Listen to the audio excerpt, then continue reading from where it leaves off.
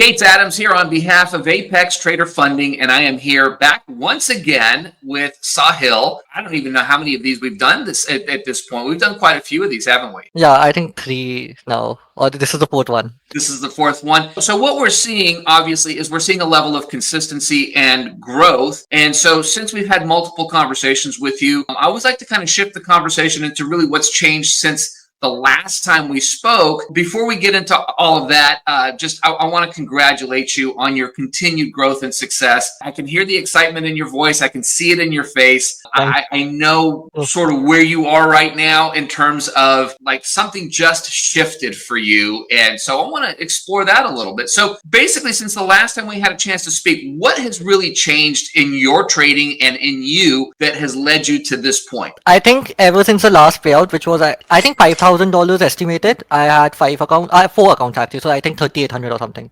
Once I got that money in my bank account, Apex pays very quick, so it didn't really take a lot of time. Yeah. The first thing which I did was I did not rush the process because I realized my accounts are still at 2,100, which means I just need to make $1,000 more and I can request a payout. Right. And if I want to add accounts, I need to do it in a more systematic method. I cannot go from 5 to 10 accounts. That would be Right. suicide. I need to control the urge to make more money. So I just added 2 more accounts and I have the trade copier, the Ninja Trader trade copier. Everything was at that point that I'm just copy trading all the accounts. I'm making at max maybe $200 to $400 a day. Right. Maybe my best day would have been $600. I used to stop after one loss and I had a fixed loss. I would never lose more than $700 in a day. And I do that because I trade a negative RR. So Yeah. again, it seems like a huge loss, but I really do not lose. Maybe I'm losing 2 trades out of 8. Okay. Sorry, 2 trades out of 10. So Right. that Okay. risk, yeah, over a period of time is fine with me because I was scaling up so slowly, but at the same time getting paid because of the 4 accounts which I had built up. Money wasn't an issue because after 8 days, I again requested close to, I think I requested $6,000 because I withdrew 1,500 from each account. Now $10,000 in India is a lot of money.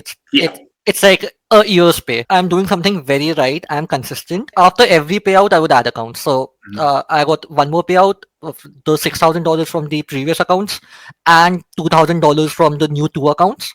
So that brought my total to $8,000 again. This time, then I added 5 more accounts, took a payout, added 5 more. Finally, I'm at 20, requesting a payout again on Monday or maybe Tuesday. But I really don't care when I request it. I just care I reach there. Before, what would happen was that the moment I'm at maybe 2,900 and I had the last $100 or $200, I would end up trading the same day so I could request it faster. At this point, I'm fine with it. I'm like, okay, I just wait it out because, and I have developed this very strong mindset. I stop at 2 trades, right? So if I find a trade and I do not get a fill for any reason, maybe I put my order and price never came close enough for it and went and hit my TP, I consider that a win. So now in my mind, I can only take one more trade and stop for the day. So I will take the second trade. If I lose the first trade, I'm done for the day. If I win the first trade, I lose the second one, I'm done for the day. I try to trade as less as I can because I know there are 22 trading days. I just need to trade right maybe 4 or 5 days in the entire month and I'm making close to $20,000. That's the worst case scenario now. Right. The best case scenario is $80,000 if I can hit $2,000 on each account. That's amazing. It is all about how you can at best not rush the process, which I did for the very longest time. I think that's why it took me so much. Yeah, we all do that. Right. Yeah. You've now sort of, I don't want to say seen the light because like I think that's cliche and I think that minimizes the process that it takes for us to sort of get out of bad habits and start to really get very focused in on what's working. So for you, I mean, was there really just a moment where it kind of clicked for you, or did you make small adjustments along the way until you really landed on not just the strategy, but the risk management and the mindset that has brought you to the level of consistency? And before you answer that, I asked this for a reason because I have traded with a negative RR, and that was one of the biggest struggles for me. I really never hit a very high level of success. And it wasn't because the strategy didn't hit frequently enough. It was because if I took a couple of losses, I felt like it was going to take me a week to get out of that hole with the number of trades that I would take, right? So I would try to make up for that loss and then go ahead. So as you've continued to grow in this fashion, how did that work for you in terms of really looking at the bigger picture versus just day by day or trade by trade? I think with negative RR, you need a lot of restraint Mhm. because you do not get a lot of opportunity to make errors. Yeah. Each error is going to set you back a couple of days. For example, my loss will set me back maybe 2 days. Now, this is where my friend, he's a very great friend. He trades with Apex, multiple payouts. He actually came up with the strategy. And as far as strategy goes, I think that wasn't the main part because again, strategies are available for free on YouTube. Everyone Yeah. has something which works. Every day he would just tell me after a loss, do not do anything dumb. You are just behind 2 days of Mhm. whatever your goal was. Sure. Now you're gonna hit it next week. If not, you're gonna hit it the other week. You need to have your account to trade to make money, and if you mess it up right now, especially when your accounts are close to payouts. For example, if I'm up $1,500, Mhm. if I'm losing that account, I'm not just losing the 30 or maybe the $180 which I have paid. I'm losing out the time which I have invested in those accounts. For sure. And I think somewhere with trading, because it's such a lonely game, like you're trading alone, right? I'm trading alone all the time. Rarely I'm trading with friends because there's a lot of noise, right? Everyone has different ideas. No Sure. one is right or wrong. So with that in mind, every time after the trading day, whether it was a win or a loss, the first thing I would do was call up my friend, and that really changed my trading. It made me more accountable, and the same goes for him. It made him more accountable. Mhm. Apart from that, the clicking aspect was, like I said, strategies are, you need an edge, you need a definitive edge, you need to backtest, you need to get something which pays you, but at the Right. same time, it is of no use if you cannot control your emotions, Right. because any asset class, especially NQ, which is what I think majority of people trade, it Mhm. is very volatile, Yeah. and it fakes you out so many times in a single day that you cannot lose control of your emotions.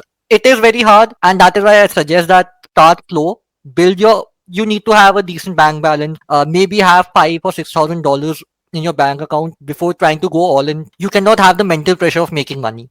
Yeah. Just respect the markets Love that it. come with certain rules, come with maybe one trade a day, two trade a day. Try to be done in the AM session or the PM session. Don't trade both the sessions and avoid the Asia session. Yeah, we don't get into trading because we still want to work 8 hours a day. We get in because we Exactly. want to Yeah. be done in 90 minutes or whatever Yeah. the case may be. And look, not to say that it doesn't always work that way. Obviously, there's the learning curve. There's different strategies that have different parameters and things like that. I don't know. For me, the longer I trade, the worse my decisions get. It's Exactly. Yeah. usually because the only reason I would trade longer is because I haven't hit my target. Maybe Right. I'm down for the day and I want to make it up or whatever the case may be.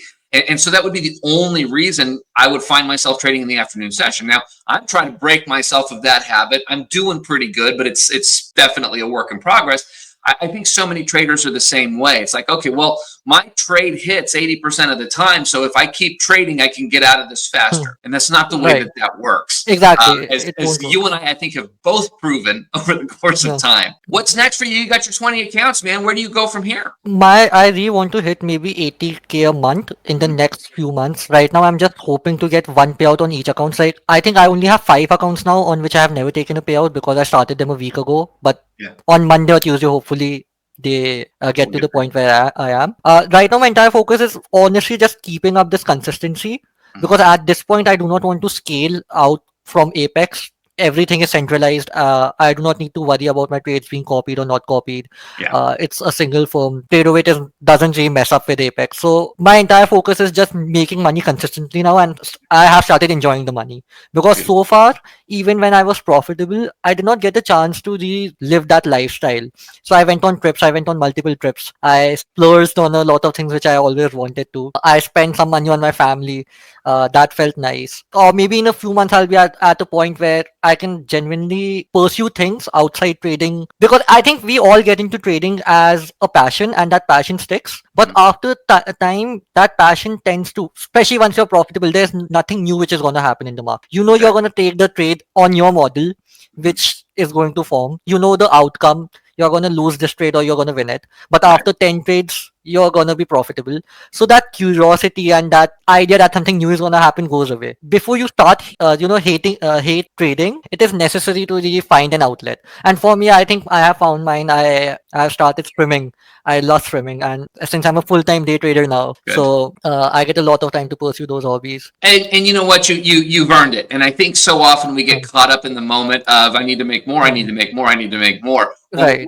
when is that limit? When do you actually get to enjoy Exactly. the fruit of Yeah. all the hard work? Because look, trading's not easy. It takes a lot of work, it takes a lot of Yeah. energy, a lot of emotional roller coasters. And if we don't take actions outside of the charts that bring us more peace than the stress that we put into the charts, why? Why Right. do it? There's lots of jobs Right. out there. And I know that's not what you want. I know that's not what I want, so to speak. But there really is that shift where it's like, okay, I've hit this level. I get to enjoy this. I get Exactly. to Yeah. appreciate everything that I've done. And I love to see you doing that. I think every time I talk to you, we probably mention your age because, Yeah. gosh, I wish I was so focused and so disciplined at that age. I try not to do that to myself because it's not really helpful in any way, shape, or form. But I Right. love seeing it in guys like you who are just out there really making the life that that you want versus the life that the society says is available for you. So keep doing what you're doing. I look forward to hearing about that first 80K month. Same, I would love to tell you all about it once I get there. And I just realized the first time we talked, I was 21, Yeah, and now I'm 23, and it's crazy.